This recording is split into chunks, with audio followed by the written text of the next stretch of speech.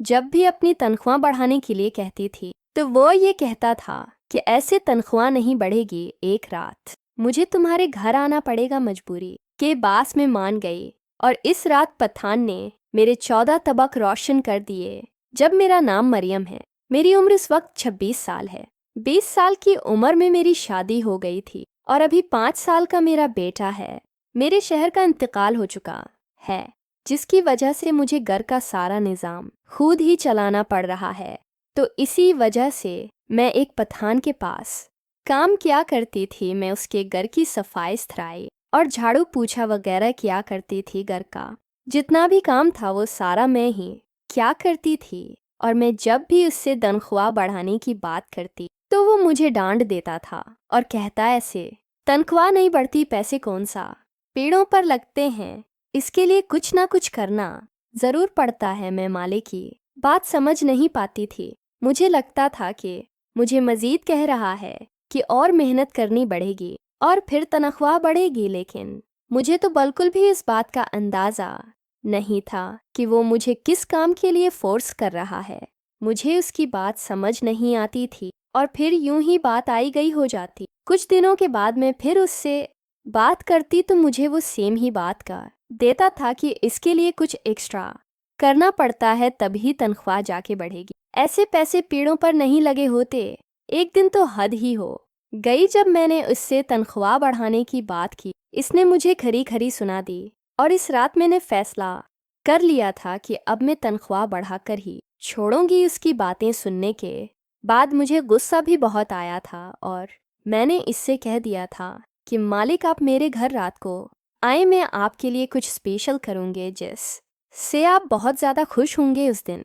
मेरे लहजे में नरमी और आँखों मैं प्यास थी। मेरी बातों को देखकर वो समझ गया था कि मैं मान गई हूँ। पठान हटा कठा खड़ेल जवान था, लेकिन उसके पास रुपए पैसे बहुत ज़्यादा थे।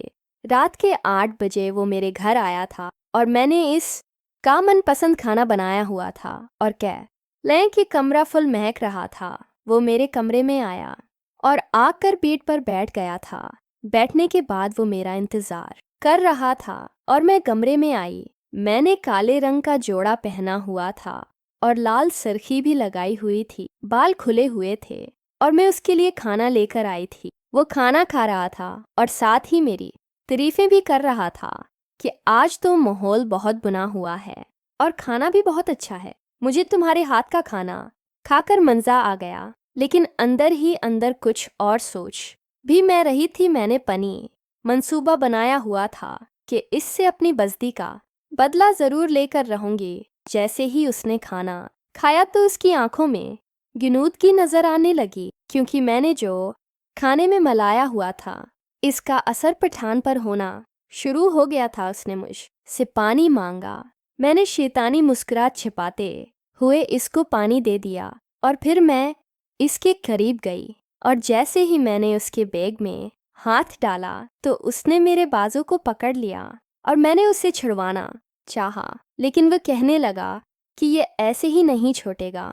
मैं उसकी बात को समझ चुकी थी। उसने मुझे बता दिया था कि तुम मुझे जो खाने में मिलाकर खिलाया है मैंने वो खाना नहीं खाया और मुझे तुम्हारे प्लान का पहले से ही पता चल गया था।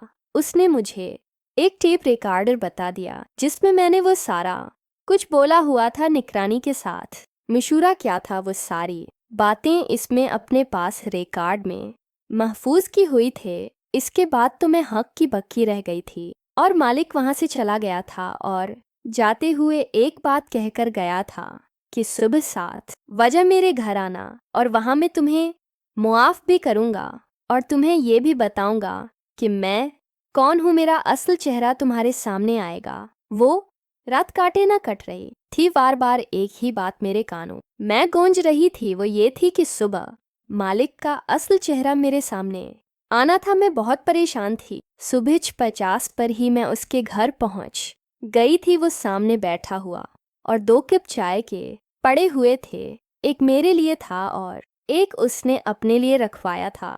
मैं चाय का कप पकड़कर चाय पीने लगी थी और मालिक ने मेरे सामने कुछ ऐसी चीज़ें रखें जिन्हें देखकर तो मैं मरते मरते बच्ची थी। इसमें मेरे माजी की वो सारी हसीन यादें और एक अस्पताल की रिपोर्ट भी थी जिसमें मैंने अपनी गलती को साफ करवाया हुआ था।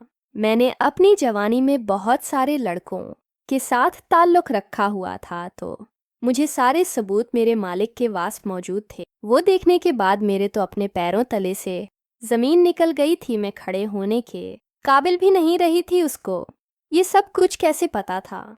इसके बाद वो मुझे बताने लगा कि जो भी मेरे साथ काम करता है मैं इसका सारा किछा जिथा निकलवा लेता हूँ। उसके बाद उसने मुझे मेरी बैठक के कपड़े दिखाए जिससे मैं देखने के बाद बहुत परेशान हुई थी। मैंने कहा कि मेरी बेटे को आज़ाद कर दो, जो भी मामला होगा वो तुम्हारा और मेरा है। मेरी बात सुनने के बाद उसने मुझे कहा कि तुम्हारा बेटा बिल्कुल महफूज है, तुम्हें मेरी एक बात माननी होगी, उसके बाद तुम्हारा बेटा भी आज़ाद हो जाएगा। तुमने मुझे जान से मारने की कोशिश की है, अब मैं तुम्हारी जान लूँगा। लेकिन थोड़ी थोड़ी करके मैं उसकी बात समझ नहीं पा रही थी कि वो मुझसे क्या करवाना चाह रहा है। उसने मेरे सामने 2 ऑप्शन रखे कि या तो अपने बेटे को हमेशा के लिए ख़त्म कर दूं या फिर मेरा तुम्हें काम करना होगा। मैं सारी रात सोचने के बाद इस फैसले पर पहुंची थी कि बेटे की ज़िंदगी के लिए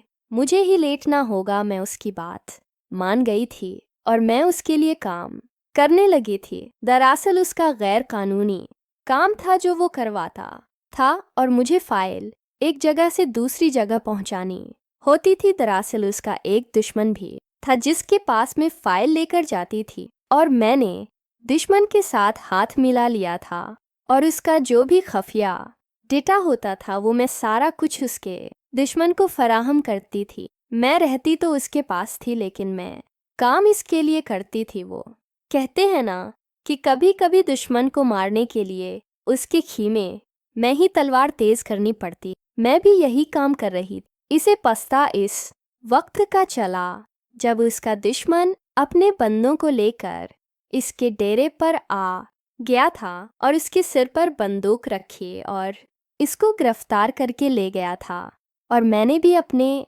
बेटे को बाजियाब करवा लिया था। खूब देर सारा पैसा भी मैंने अपने कब्जे में कर लिया था और इस शहर को छोड़कर मैं हमेशा हमेशा के लिए चले गई थी और अब मैं जाकर अपनी ज़िंदगी सुकून से गुजार रही हूँ और मेरी रूह को भी अब जाकर तस्कीन मिली थी।